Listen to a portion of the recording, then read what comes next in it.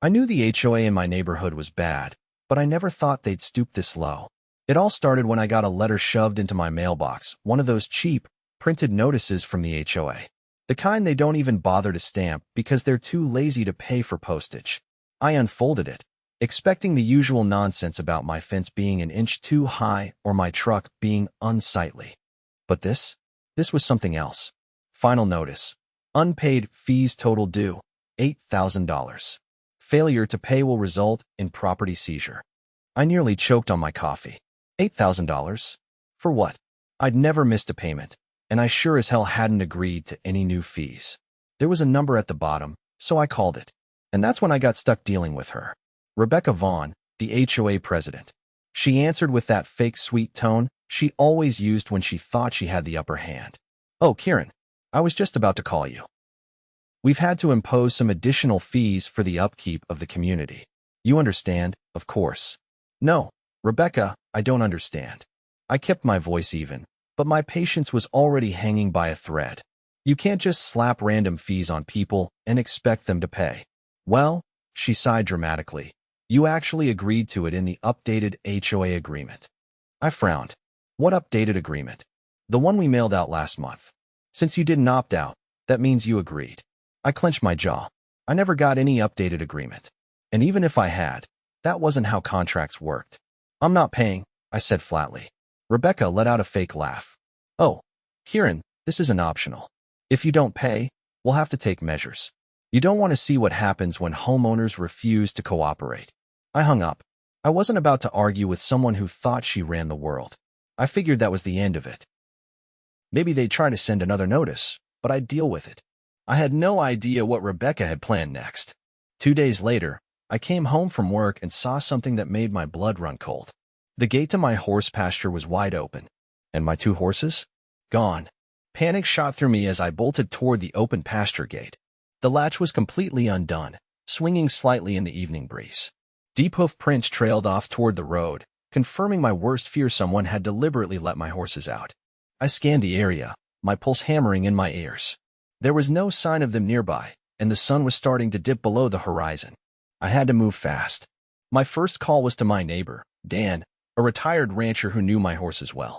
He picked up on the first ring. "Dan, someone opened my pasture gate. The horses are gone." There was a sharp intake of breath on the other end. "That's no accident. You checked the road yet?" "Not yet." "I'm heading there now. I'll grab my truck and meet you." I ended the call and sprinted to my own truck. As I pulled onto the main road, my headlights caught fresh hoof prints in the dirt leading toward town. The tracks suggested someone had herded them rather than them just wandering off. Then it hit me. Rebecca. The timing was too perfect. She'd threatened me just days ago, and now my horses were missing? She wouldn't have done it herself, but she had plenty of lackeys in the HOA desperate to stay in her good graces. I clenched the wheel, forcing myself to focus. First, I had to find my horses. Then, I'd deal with Rebecca. Dan's truck appeared in my rearview mirror as I slowed near an intersection. He rolled down his window as we pulled alongside each other. "Tracks keep going this way," I said. Dan nodded. "I'll take the next road and loop around. If someone's moving in, they can't be far." We split up, each scanning the roadside. I kept my eyes peeled for any sign of movement, gripping the wheel tight enough to turn my knuckles white. Then I spotted a large horse trailer parked outside a rundown property on the outskirts of town. The kind of place where no one asked questions. I pulled over and killed my engine, heart pounding. A quick glance confirmed that my horses were inside, restless and shifting against the trailer walls. Dan arrived seconds later, stepping out of his truck with a grim look. "That's them," I said, nodding toward the trailer. Dan didn't hesitate. "I'll cover you." I approached the trailer cautiously, my boots crunching against the gravel. The property looked deserted, but I doubted it was. Someone had to be nearby. Before I could check the trailer's lock, a voice rang out behind me. "You lost." I turned to see a wiry man in a stained hoodie leaning against the doorway of the house. His eyes flicked between me and the horses, assessing. "Those are my horses," I said evenly. He snorted. "Nah, these were just sold to me. Got the paperwork and everything." My blood boiled. "Show me." The man grinned, clearly enjoying himself. "See, that ain't how this works. You got a problem, take it up with the lady who sold them to me." I already knew who that was. Dan stepped up beside me, arms crossed. You're going to want to rethink that, son. The man hesitated, suddenly realizing that two angry men weren't the kind of trouble he wanted. Still, he wasn't backing down. Look, he said, shifting nervously. I don't want problems, all right? But I paid good money for him. I took a step closer. Who sold them to you? He hesitated before muttering the name I already expected. Rebecca Vaughn. Dan let out a low whistle. She's got some nerve. I pulled out my phone. You're going to call her. Right now?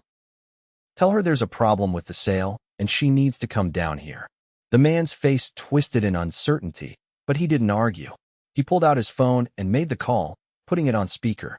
Rebecca answered almost immediately. This better be important. Yeah, we got a situation. The guy you said wasn't paying his dues? He's here. Says the horses are his. For a moment, there was silence. Then Rebecca's voice took on that condescending tone she always used. Oh, for heaven's sake. Just tell him to leave. I spoke before she had a chance to hang up. Rebecca, you stole my horses and tried to sell them. That's grand theft. Another pause. Then a forced laugh. Kieran, don't be dramatic. The HOA had to take action. You refused to pay your fees, so we seized assets. Dan's eyebrows shot up. She really just said that out loud. I wasn't about to let this slide. You don't have the legal authority to seize anything.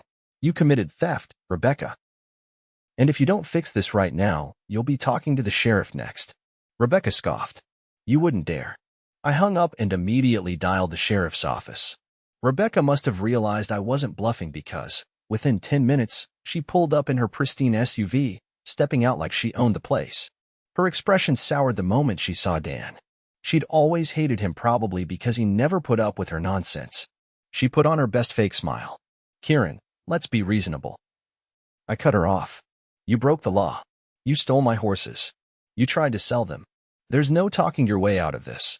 Rebecca's eyes darted to the man beside the trailer, who suddenly looked very uncomfortable. I was just following HOA policy. Dan chuckled. Lady, that's not how policies work. The sound of sirens in the distance made her freeze.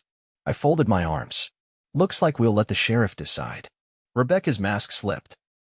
You're making a mistake, Kieran. I shook my head. No, Rebecca. You did. The sheriff arrived moments later, stepping out of his cruiser with a grim expression. I knew him well enough. He wasn't the type to take kindly to theft. Rebecca tried to spin some nonsense about unpaid fees and HOA rules, but it didn't take long for the sheriff to shut her down. Ma'am, you don't have the legal authority to seize property, especially not livestock. This is theft. Plain and simple. Rebecca's face turned a deep shade of red. But the fees. The sheriff held up a hand. That's a civil matter. What you did, that's criminal. The next few minutes were pure satisfaction. Watching Rebecca get cuffed and placed in the back of the squad car was something I'd never forget. Dan clapped a hand on my shoulder. Looks like she's got a new set of fees to worry about. I let out a breath I hadn't realized I was holding. The nightmare was finally over. As the sheriff drove off, I turned to the man by the trailer. You gonna unlock that now? He fumbled with the latch, clearly eager to be done with the whole mess.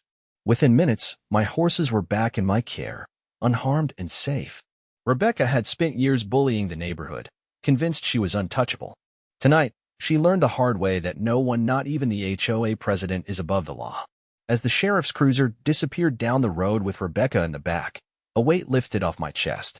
The woman had spent years throwing her weight around, convinced that her position in the HOA made her untouchable. But now, she was finally facing consequences she couldn't weasel out of. Dan leaned against his truck, shaking his head. Never thought I'd see the day. That woman's been pushing people around for too long. I ran a hand over my face, exhaustion creeping in now that the adrenaline was wearing off. Yeah, well, she picked the wrong person to mess with this time. The man who had been holding my horses shifted uncomfortably nearby, clearly eager to distance himself from the mess. He had already unlatched the trailer and stepped back, hands raised slightly as if to say he wanted no part in this anymore. You're lucky I'm not pressing charges against you, I said, my voice firm but measured. But if you ever take part in something like this again, I won't be so forgiving. The man nodded quickly. I didn't know they were stolen, I swear. She made it sound legal. Dan let out a dry chuckle. Legal? That woman wouldn't know the law if it walked up and introduced itself. The man muttered something under his breath, then disappeared into the house, clearly done with the situation. I didn't care as long as he stayed out of my way. My horses were uneasy, shifting in place, their ears flicking in agitation. I ran a hand down my mare's neck, murmuring reassurances until she calmed. They'd had a stressful day, but they were safe now. That was all that mattered. Dan clapped me on the back. Let's get them home. You good to drive, or you need a hand? I've got it, I said, tightening the lead rope. But I owe you one. He waved a hand dismissively. Nah, you don't. Just make sure that Snake doesn't slither her way out of this. That was exactly what I intended to do. By the time I got my horses settled back in their pasture, the weight of the evening fully sank in. Rebecca Vaughn, the iron-fisted dictator of our HOA, was sitting in a jail cell. But I knew better than to assume she'd stay there long. She had connections, and people like her always tried to worm their way out of consequences. I wasn't about to let that happen. The next morning, I drove straight to the sheriff's office. The receptionist raised an eyebrow as I walked in, clearly recognizing me from the night before. She's still here, she said, before I even asked. And she's already made about a dozen phone calls trying to get someone to bail her out. I wasn't surprised. I need to press formal charges, I said. I have evidence, and I want every possible charge filed against her. The sheriff himself stepped out from his office, overhearing my words. He crossed his arms and gave a curt nod. You've got good instincts, he said. She's already trying to spin this like it was some kind of misunderstanding. If you don't push, she'll walk away with nothing more than a slap on the wrist. We went over everything in detail, how she had fabricated the fees, how she had orchestrated the theft of my horses, and how she had attempted to sell them. I handed over all the documentation I had, including the bogus HOA notices and the recorded call where she admitted to taking them. The sheriff's expression darkened as he read through it all. This isn't just a petty crime, he said. This is fraud, grand theft, and possibly even extortion. She's in deep. That was exactly what I wanted to hear. The fallout in the neighborhood was immediate. Word spread like wildfire that Rebecca had been arrested. Most people were shocked not because they thought she was innocent, but because they never thought she'd actually face consequences. I got calls from neighbors who had also been hit with bogus fees over the years, all of them eager to see her taken down. The HOA board scrambled to distance themselves from her, but I wasn't about to let them off the hook either. They'd enabled her for too long. At the next emergency HOA meeting, the tension in the room was thick. The remaining board members sat at the front, looking uncomfortable as residents filled the seats, murmuring amongst themselves. I stood up, holding a stack of papers. We need to talk about accountability. One of the board members, a nervous-looking man named Greg, cleared his throat. Rebecca acted alone. The rest of us had no idea she was doing these things. I narrowed my eyes. That's funny, because I have records showing that multiple board members approved these fraudulent fees. Either you knew, or you were negligent. Which one is it? The room went silent. A woman in the back crossed her arms. You expect us to believe she did this alone? You all let her bully this neighborhood for years. Another man stood up. I got fined for parking my own truck in my own driveway. I bet those fees weren't legal either. The board members looked at each other, clearly realizing they were in deep trouble. Greg cleared his throat again. We were willing to cooperate with any investigations. I leaned forward. Good. Because if you don't, you'll be facing legal action too. By the end of the meeting, the board had no choice but to agree to a full audit of the HOA's finances. It didn't take long for things to unravel from there. Rebecca did everything she could to avoid real punishment, but the evidence was overwhelming. With the sheriff's office involved and multiple neighbors coming forward with similar complaints, she was charged with grand theft, fraud, and attempted extortion. Her desperate attempts to claim she had the authority to seize property under HOA rules fell apart the moment a judge looked at the case. In the end, she took a plea deal to avoid a lengthy trial, but she still ended up with a criminal record and a hefty fine. The HOA itself was completely restructured.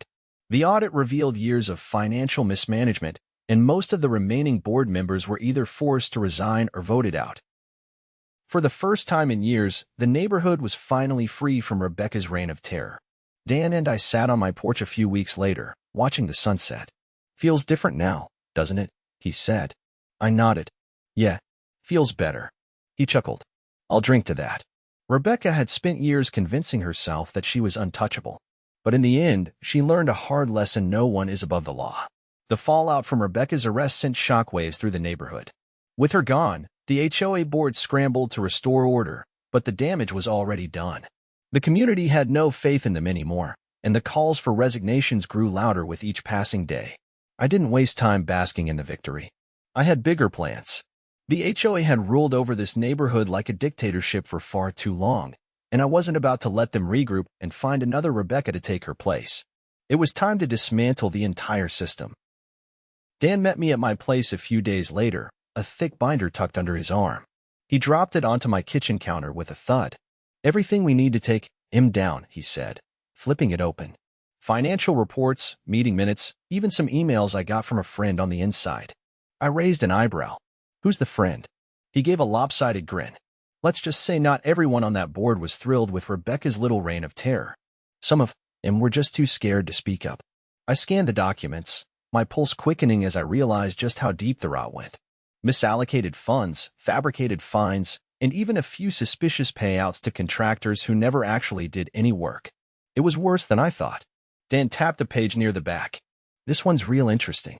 Seems Rebecca had a habit of using HOA funds for administrative expenses." I read the details, my jaw tightening. Thousands of dollars had been funneled into personal expenses under vague descriptions. There were entries for luxury hotel stays, catered HOA meetings that never happened, and even a payment to a law firm that never filed any paperwork. I closed the binder. "This isn't just mismanagement. This is fraud." Dan nodded. "Which means we don't just take this to the HOA. We take it to the state." That was exactly what we did. We spent the next week gathering statements from homeowners who had been unfairly fined, overcharged, or harassed by the HOA. Some had been forced to pay thousands just to avoid legal threats. Others had lost property rights due to shady rule changes. The more we uncovered, the clearer it became that Rebecca wasn't working alone. Greg, the interim HOA president, called for an emergency meeting to try and smooth things over. Dan and I made sure to be front and center when the time came. The community center was packed. Homeowners who had never attended a meeting before now filled the seats, their faces set with determination.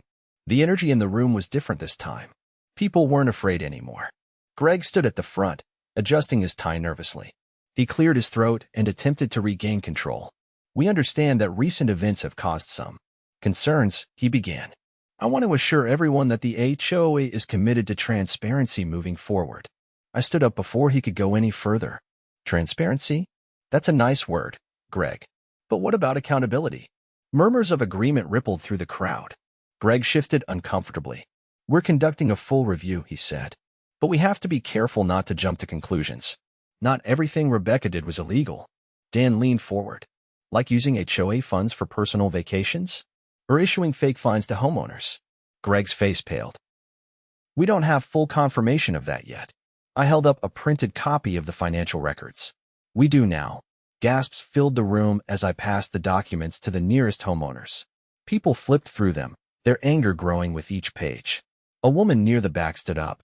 "You mean to tell us Rebecca was using our money for herself this whole time? And none of you stopped her?" Greg raised his hands. "We didn't know." An older man cut him off. "Then you were incompetent. Either way, you don't belong on this board." The room erupted in agreement. Greg looked like he wanted to disappear. I stepped forward. "We're done with excuses. This HOA has been abusing its power for years. It's time we take control of our own neighborhood." Greg's voice wavered. "What are you suggesting?"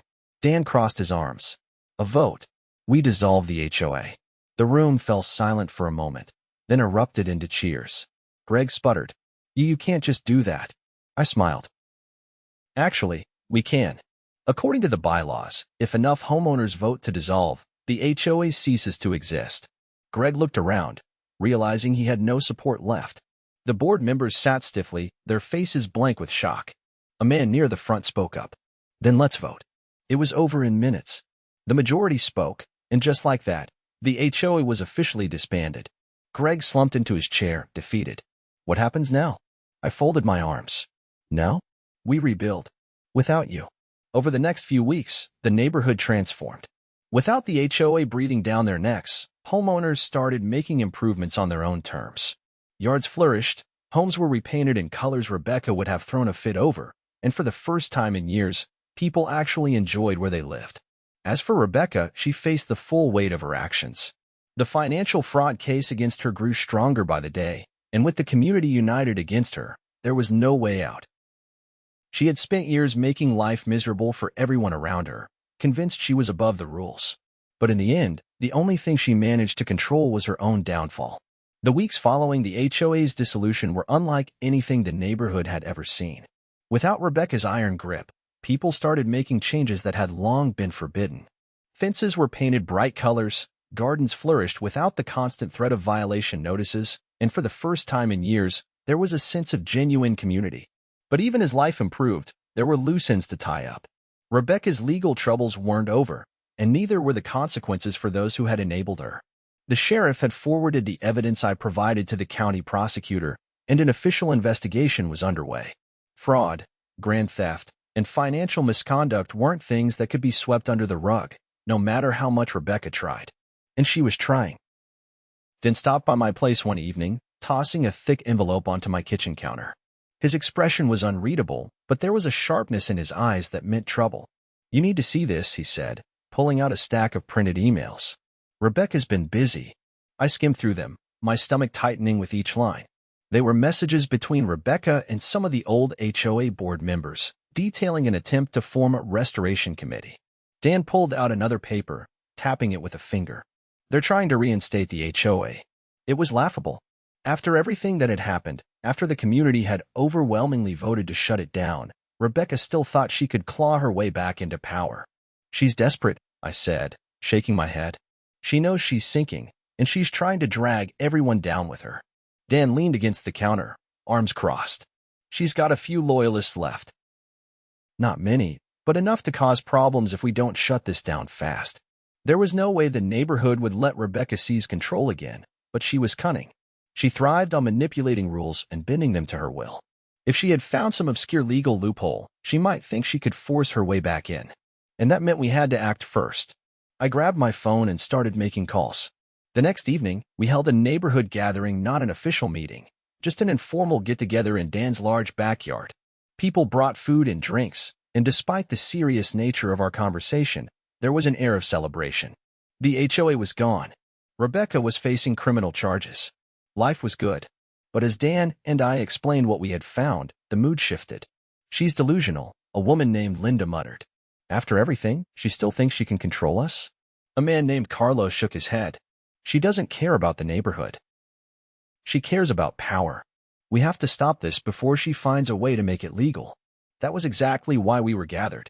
Dan placed a folder on the table in front of him, flipping it open. "We already looked into it. Legally, the HOA can't be reinstated without a majority vote from homeowners. But Rebecca's trying to find a loophole, something about an emergency committee that can temporarily restore governance." Murmurs of concern spread through the group. I leaned forward. "We need to make it clear that we're not interested.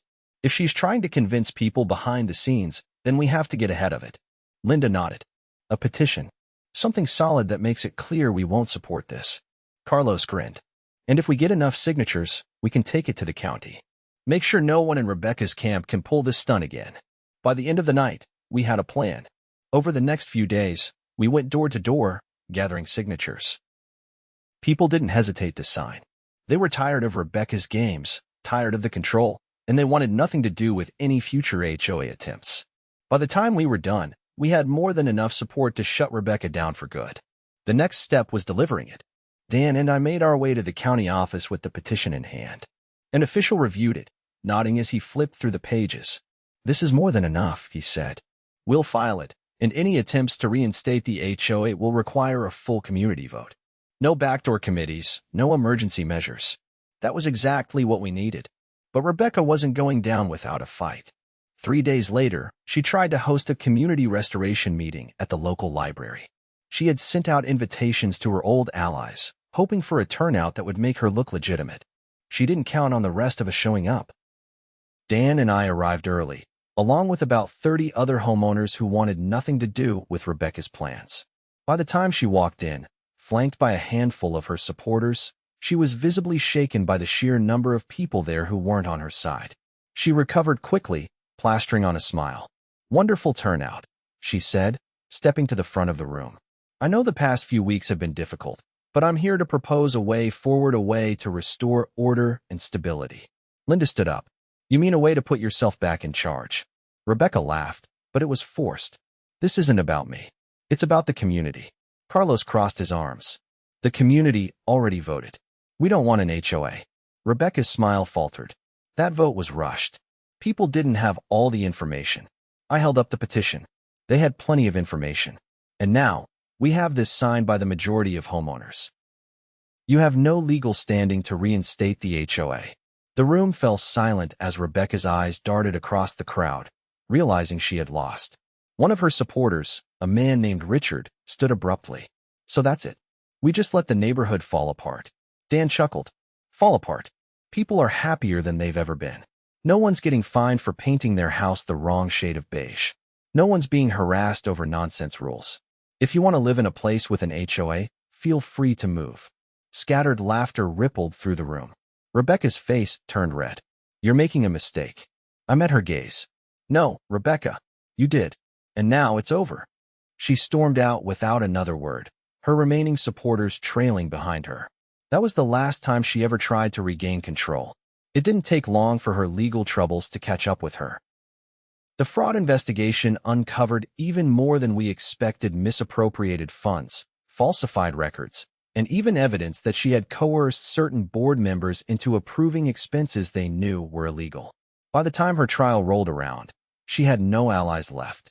When the verdict came down guilty on multiple counts, there was an undeniable sense of satisfaction among the community. Justice had been served.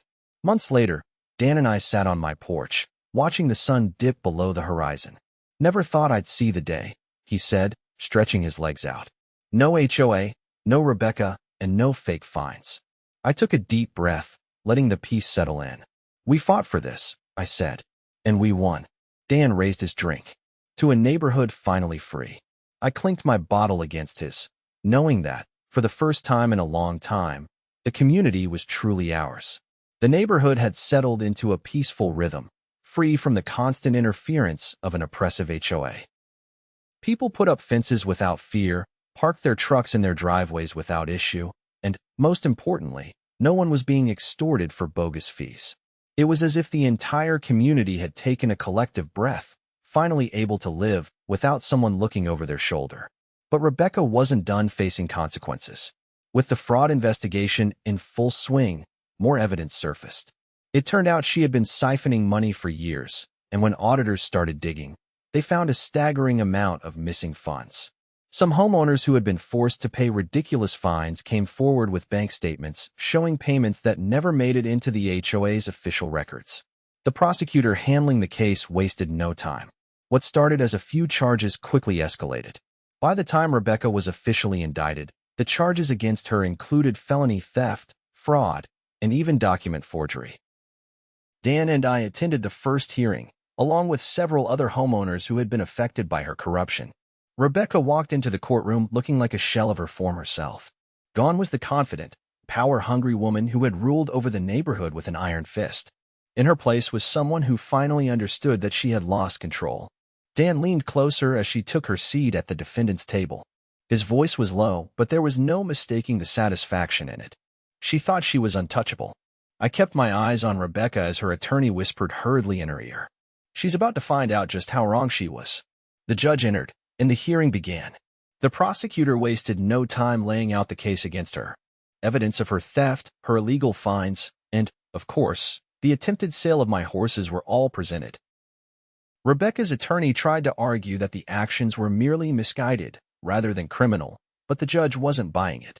When the prosecutor called me as a witness, I walked to the stand without hesitation. Rebecca refused to meet my gaze as I sat down, but I didn't care. I wasn't here to make her feel better. The prosecutor's questions were direct.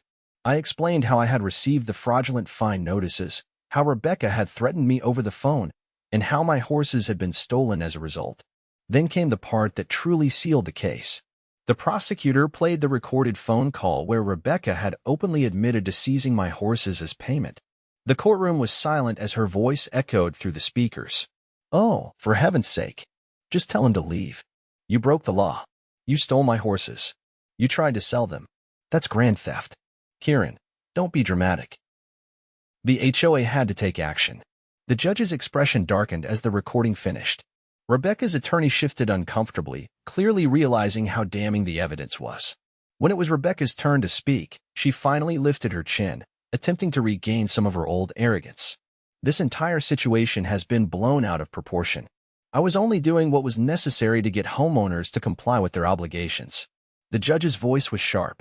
Miss Vaughn, you are not a law enforcement officer. You had no legal authority to seize property, let alone sell it. Rebecca's mouth pressed into a thin line, but she stayed silent. The hearing ended with the judge denying any plea for reduced charges. The case would go to trial, and it was clear Rebecca wouldn't be walking away unscathed. Afterward, Dan and I stood outside the courthouse, watching as Rebecca was escorted out by her attorney. She glanced in our direction, her expression unreadable, before quickly turning away. Dan exhaled, shaking his head. She really thought she could talk her way out of this. I crossed my arms. She spent years getting away with everything. She never learned what real consequences looked like. And now, she was about to. The trial itself moved faster than anyone expected. With the overwhelming evidence against her, Rebecca had little choice but to accept a plea deal. In exchange for reduced sentencing, she agreed to plead guilty to multiple charges, including grand theft and fraud. The sentence was harsh enough to ensure she wouldn't be meddling in anyone's life anytime soon. Several years in prison, restitution payments to homeowners she had stolen from, and a permanent ban from holding any position of authority in a homeowners association. The news spread through the neighborhood like wildfire. People celebrated in their own ways. Some held small gatherings. Others simply enjoyed the freedom of knowing she was gone for good. One evening, Dan and I sat on my porch, watching as neighbors walked by, waving and chatting freely. The atmosphere was different now. Lighter. Dan stretched his legs out, cracking open a drink. So what do you think she's doing right now? I let out a quiet chuckle, probably realizing she's not in charge anymore. Dan smirked. Bet that's a tough pill to swallow. Rebecca had built her life around control, using fear and intimidation to bend people to her will. But in the end, all it took was a community standing together to bring her down. She had tried to steal from us, to manipulate us, to dictate how we lived our lives. And now, she was the one who had lost everything.